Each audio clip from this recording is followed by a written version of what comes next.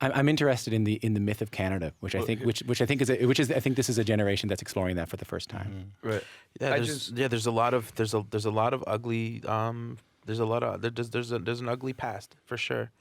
But what's happening right now is for once, like, you know, like I'm seeing kids who are watching like heritage moments with the actual, like, you know, the Charlie the Cheney Wenjack story. Yeah, like I'm seeing that like as being a part of Canada now, and Canada's kind of stepping up to doing that. And I don't know if it's the Canada of the people, but I think it's the people. It's the people in the media. It's the people who like Gord. It's just there's people that are coming up and just are willing to explore this.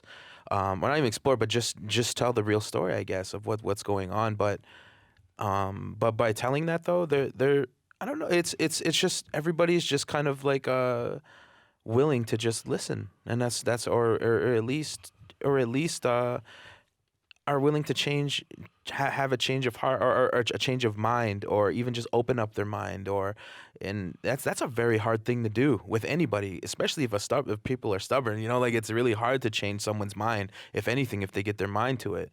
But that doesn't seem to be the case here right now. We seem to be having a conversation between two people, and there's no anger, there's no nothing. It's just like, you're right, and or I'm wrong.